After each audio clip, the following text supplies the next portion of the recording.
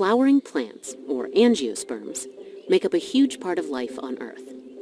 They have many forms: flowering trees, herbs, shrubs, grasses, aquatic plants, and bulbs are all angiosperms.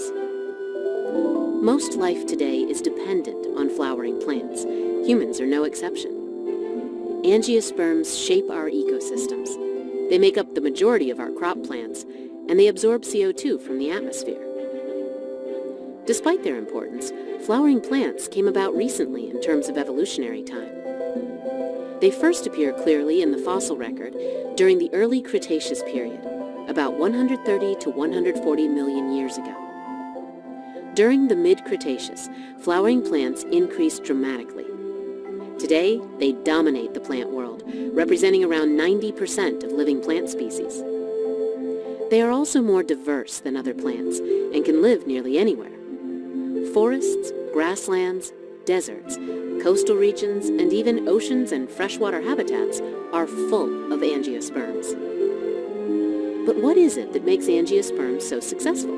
And why did they diversify so quickly? Charles Darwin often pondered this question. He called it the abominable mystery and a most perplexing phenomenon in his writing.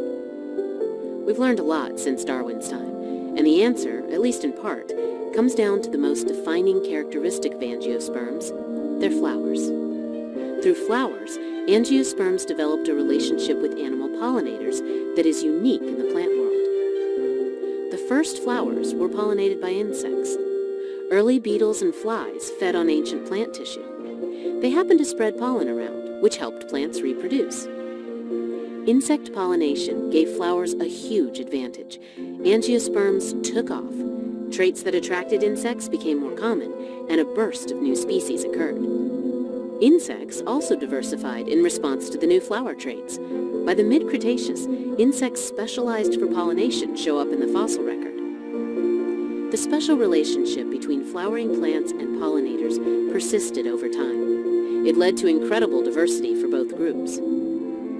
Fly and beetle pollinators are still around, but now other insects like bees, butterflies, and moths do the job as well.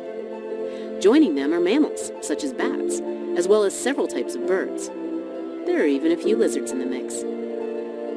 Because of their shared evolutionary history, certain flowers and pollinators favor one another. Often, flower anatomy matches pollinator anatomy, and other flower traits match pollinator foraging preferences. They match so well that the traits of a flower often reveal how it's pollinated. This helps conservation biologists predict which flower and pollinator species are most vital for maintaining an ecosystem. It's an important balance. Today, there are roughly 350,000 species of flowering plants, and nearly 90% of pollination is the work of insects and other animals.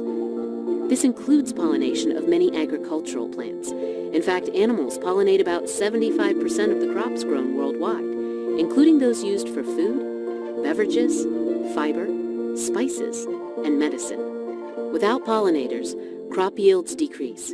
In almonds, taking away pollinators hurts yield much more than depriving trees of water and fertilizer. If all Earth's history was compressed into a single calendar year, flowering plants would appear in late December.